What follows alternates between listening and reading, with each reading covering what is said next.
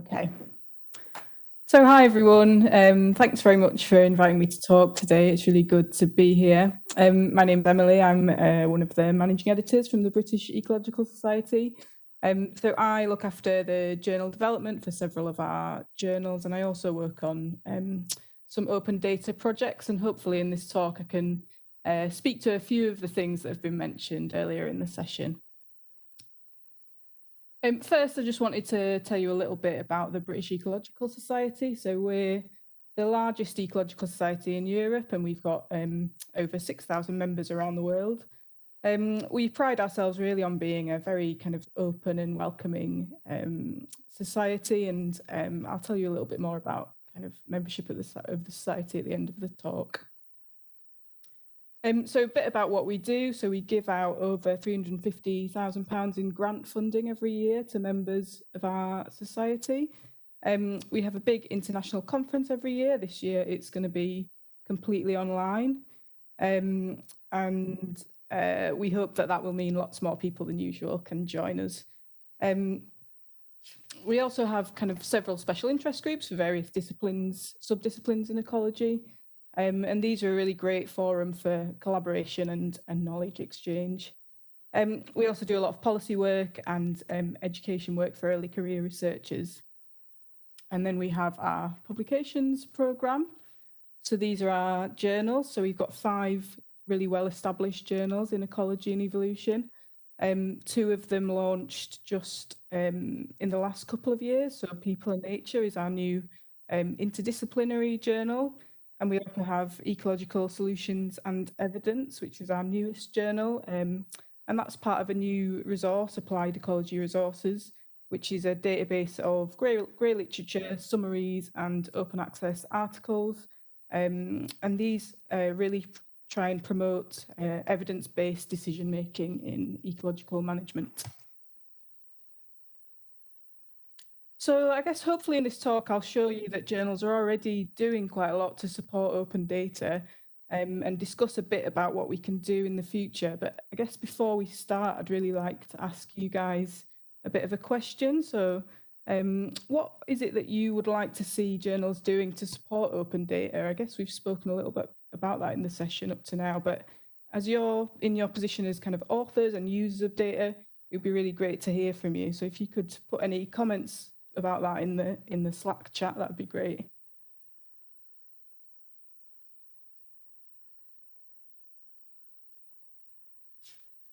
So to tell you a little bit about open data at the BES, so in 2000, before 2011, although we talked a lot about open data, we didn't particularly have a set policy on it.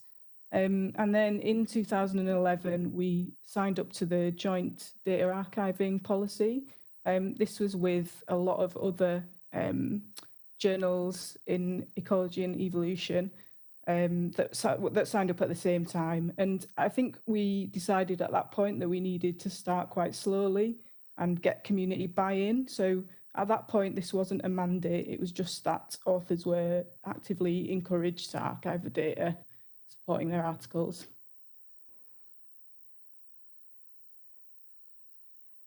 And then from 2014 onwards, authors have been required to archive data as a condition of publication. So data need to be freely and permanently available. And so I guess what do we mean by freely and permanently available? Well, they need to be free to download without any kind of barrier. So that means that available on request isn't appropriate. And there needs to be some kind of guarantee of permanence, like a DOI. So that means that putting it on an author website also doesn't work for us. So sufficient data also needs to be archived so that the results can be reproduced in full. And we also ask that code is archived for software and theoretical papers. Well, but what about my special situation, people often say? Well, it's not quite as simple as that. So we allow a 1-year embargo if it's supported by the repository, and that's no questions asked. And then longer embargoes are allowed at the editor's discretion. So the most common reasons for this is often for kind of PhD students who we allow to kind of have their data for the whole time they're doing their PhD until they've written their thesis. And then the biggest, our favourite reason really is to try and avoid breaking up big data sets. So if authors need a bit more time to use their data, and that would allow them to archive a full data set rather than kind of fragmenting it for the publication, then we think that that is a good reason to allow a longer embargo period. Complete waivers of the policy are also allowed sometimes, so that's often generally for if data are identifiable for humans or if it would show the location of endangered species. The other main reason that we can waive the policy is that the data aren't the authors in the first place. So in this case, we ask that the authors have asked the data owners to archive the data, but if the data owners say no, there's not a great deal that we can do about that, really. So reasons that we don't allow people a waiver of the policy is that, well, the data are already in supporting information. We don't allow data to be archived in supporting information. It's less kind of findable and it's kind of not as good as a proper repository. And often people just think that they should be allowed to keep the data because it's theirs. In our experience, there is a bit of a fear of being scooped. This tends really to be much more of a fear of the thing happening than it ever actually happening. I think it happens in real life very, very rarely, but it is kind of a fear that we, I think, need to address as a community. So how do the BAS journals manage this process in practice? Well, at submission, authors have to agree to our policy and they have to say where they will archive the data. If this information is missing or incorrect, it's queried by the editorial office. And then at the acceptance stage, data has to be archived before we can finally accept the paper. So the editorial office check that the data are there and that files can be opened, and they also check that the repository meets the requirements of our policy. This does take a bit of time, but it is manageable, and I think generally the most time-consuming thing is checking that new repositories that we haven't come across before, that they meet our policy. I guess it's important to note that academic editors are not often involved in this process. They tend to only get involved if there are kind of tricky cases, where there's some kind of issue with the data or with the repository. In general, this is handled by the editorial office. So how do we support our authors to meet this policy? Well, I think the main thing that we do really is to cover the cost of data archiving in Dryad. Dryad's the most used repository for ecology and evolution journals, and it does provide enhanced curation for data. So we do support Dryad, but we also allow authors to use any repository they choose as long as it meets our standards. We provide a lot of training for early career researchers in this and in the form of workshops and also in the form of our guide to data management, and this includes lots of tips and checklists for those new to the process of data management. And then for our authors, when they're submitting, we provide quite a lot of detailed guidance within our policy. It's not just a kind of a couple of line policy. It also includes a long kind of checklist of how to archive data and also a list of appropriate repositories that people can use.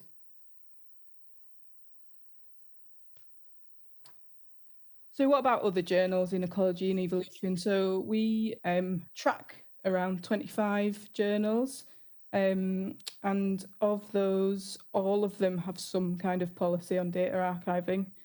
Around half of them encourage data archiving and half of them require it as a condition of publication. 4 of them that we look at ask for data at an earlier point than at acceptance, but often that's not compulsory to do that. I think it's worth noting that all the journals have a policy and the number that mandate data archiving is increasing. So in ecology and evolution, there are a variety of repositories that are used. As I said before, Dryad is the most popular, followed by Zenodo and then followed by Figshare. Zenodo has grown a lot in the past few years and I think will continue to do so. Institutional repositories are becoming increasingly important. Institutions are now starting to mandate use of their own repositories, and that's for that reason they're growing. And then there are lots of specific repositories for certain types of data, and often these are the best place for a particular kind of data. I think it's worth noting that I think there'll always be a lot of different repositories in ecology and evolution, and that's because there are a lot of different kinds of data, and that's absolutely fine as long as they kind of meet certain minimum requirements, I think. And in general, the number of data sets archived is growing year on year.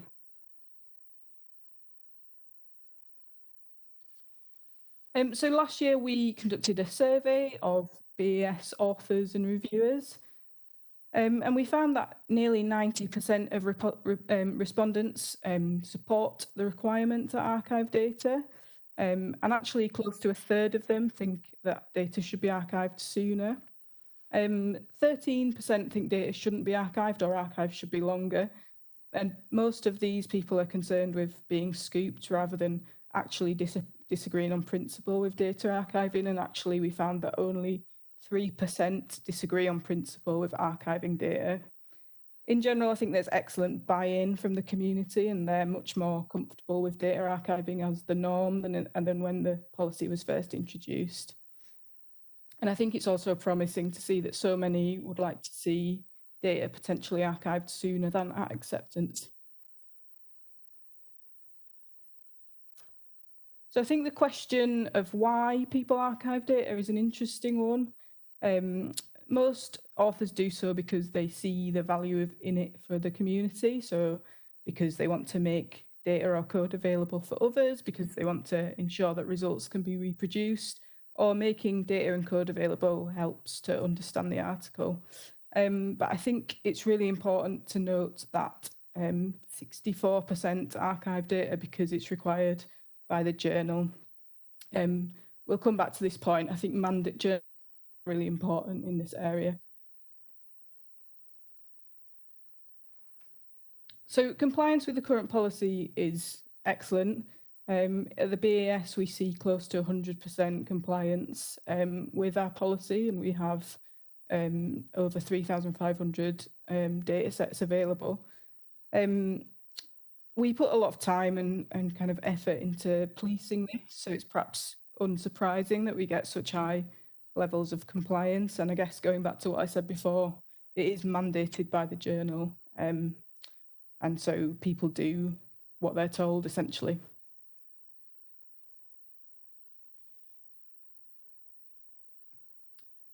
And yeah, just another example of the fact that mandates work here. Most journals do have a policy on data, and only some have a mandate. So looking at the journal Animal Behaviour, they have a policy of encouraging data sharing, but they don't require it. And in 2019, they had 24 data sets on Dryad and 7 in Mendeley data. If you contrast that with behavioural ecology, who require data to be archived as a condition of publication, in 2019, they had 543 data sets on Dryad. And clearly that shows that these mandates really do make a difference. So as I've discussed, journals do a lot to support good data practices, but there are some issues. Data quality is often variable, often metadata is poor quality or missing entirely, often the description of how to use the data isn't particularly useful for those who aren't the authors. And sometimes data sets are actually incomplete, which would mean that the results aren't in fact reproducible. Interoperability is often a problem too. Authors aren't asked to adhere to any kind of consistent standards when they're depositing data, and data are often in kind of different file formats. So this means meta-analyses are particularly difficult or sometimes not possible. And I guess the the major point is that journal data policies are really there to promote replication of the work that the journals publish. They're not there really to support reuse of data. This is kind of a secondary thing at the minute. And this means that data are often fragmented because they're archived to go with the particular paper in question. And also because authors are concerned about being scooped, they try and archive the kind of minimum amount of data necessary. And this is generally fine for replication, but it's not efficient for reuse or for answering new questions. It's not all doom and gloom. There are more data available than ever. We've come a really long way in the last 10 years from a situation where pretty much no data were available to the point where at the BAS journals, as I said, over 3,500 data sets are available.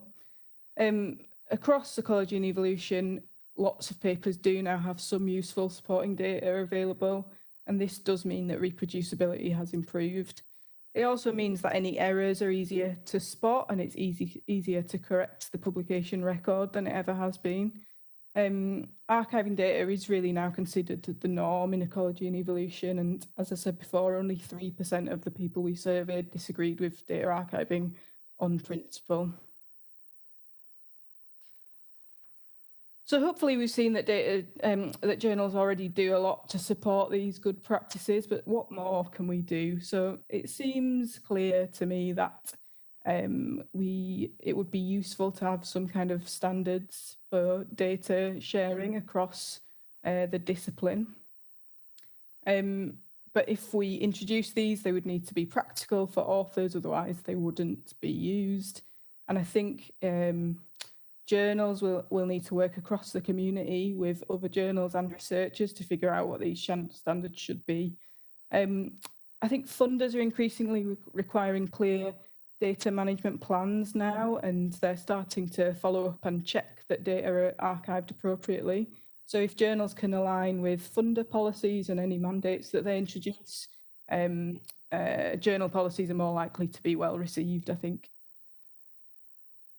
And I guess we've also seen that mandates work, so any policy changes would need to be requirements from a journal end, I think. But in order to get to a point where we get community buy-in, I think we will need to work together. So an issue is that introducing new standards under current journal processes, as I said before, currently these are checked by the editorial office, and if we introduce standards for data quality, that wouldn't be possible. So we would need to police it somehow, and I think in order to do that, we would probably need to make authors make data available sooner. There is an issue with rejection rates in this situation. Most BAS journals have very high rejection rates, and so that would mean that some authors were archiving data for their paper then to go on to be rejected. I guess you would hope that eventually it gets published somewhere, and that's still useful for the community. I guess we'd also need to involve journal editors more often and sooner, and similarly with reviewers. This could potentially be a lot of work, as the last speaker suggested. We'd need to make sure this was practical for everyone involved. Clearly, I don't have all of the answers here, but it seems clear that any improvements that journals make need to be based on collaboration with researchers, societies, possibly funders and repositories as well. It feels like in order to get buy-in, we'd need to facilitate a culture shift from data being an added extra to papers to being an integral part of the published output, and it just being what you do when you're writing up a paper. I guess these changes sound like they're quite big, but as I said before, we've come a really long way in this area in the last 10 years or so. Data archiving used to be quite scary for a lot of people, and I guess now it's much more considered the norm for ecology and evolution. I think, as with any new changes to policy, and as with our previous changes in this area, they'll need to be introduced gradually, and the benefits will need to be clearly communicated. Consistency between journals and even between journals and funders, I think, will help with this. And I think, as I said, any changes will eventually need to be mandated to work. At the BAS, we're really keen to work on this in practice and not just in theory. We've started having discussions with researchers and with other societies to do some of this work, and we'd be really keen to hear from anybody who's interested in being involved in this, I think. And with that, I'll say thanks very much and take some questions. I'll also just put this slide here about BAS membership. Thank you. So we have a number of questions. We haven't got time to go to many of them, but one of the first ones was, do BAS journals support open peer review, i.e. peer reviews that are published alongside the paper with credit, etc.? So we're actually, a couple of our journals are doing a trial on open peer review at the moment, where authors can opt in to have open peer review, and if they do that, then all the peer review reports are published on Publons. Authors can choose to have their name associated with them or not. So yeah, I think it's something that we're trialing, and we'll see how it works. And one from Joe, which is slightly long, so I'll try and paraphrase. So he has a worry that the suggestion that moving towards data papers will prevent some of these data going into more databases and potentially locking up this data and the metadata into published papers that aren't open and free. Can you comment on how data papers can be more free and more linked to some of these open databases? Yeah, absolutely. So data papers is an interesting one. I think data papers make most sense when they're open access, but I think even when the paper itself isn't open access, most data journals or data papers will require the actual data and some description of it to be made available in a publicly available repository. So hopefully that would solve that problem.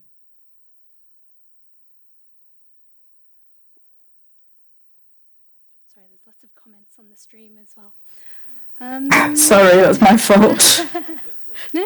Well, it's your fault for having an interesting talk, I guess. Why only code for theoretical papers? I'm not quite sure. Oh yeah, so it's not just for theoretical papers, I guess. It's for theoretical papers, we absolutely have to have the code available.